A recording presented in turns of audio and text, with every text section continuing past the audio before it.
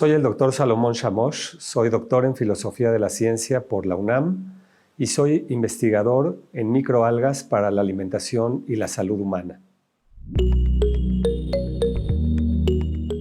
El alga espirulina es un alimento que proviene de las microalgas. De hecho, es un alimento microscópico que se cultiva y se cosecha de aguas alcalinas, aguas principalmente de lagos, no crece en el mar. Y cuando tenemos una cantidad importante de espirulina creciendo en el agua se empieza a pintar de color verde azulado intenso, lo que indica que hay un crecimiento de los filamentos que forman la espirulina. Cuando estos se van reproduciendo, entonces el agua va cambiando de color y esto nos permite identificar una concentración de alga suficiente para pasar a la cosecha.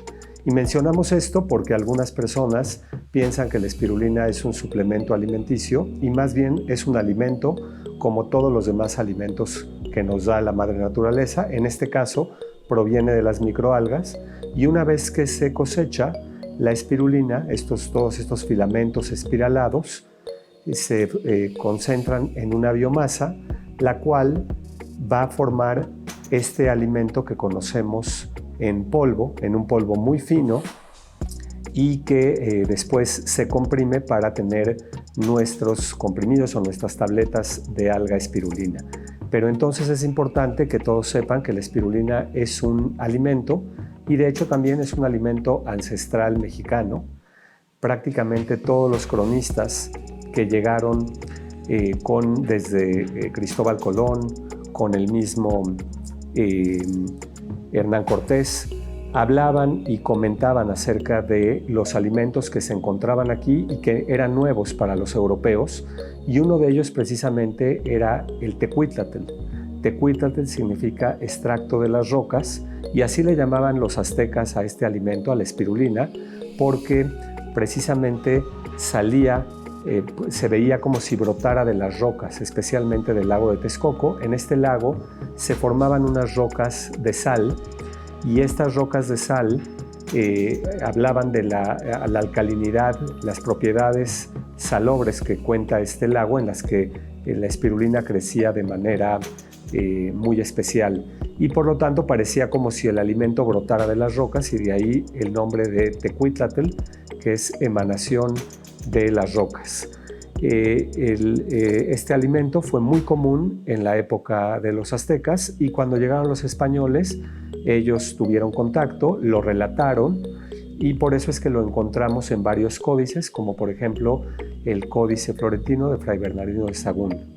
Pero además hay muchas otras referencias acerca del tecuitlatl que muchos años después, alrededor de 500 años después, fue cuando lo identifican por primera vez al microscopio una serie de científicos de Bélgica, quienes lo ven por primera vez y al ver su forma espiralada en el microscopio le ponen el nombre espirulina. Y es muy interesante que cuando nosotros vemos en los códices hace 500 años cómo los antiguos mexicanos se referían a la espirulina, vamos a encontrar también estas pinturas o estos gráficos en forma de espiral.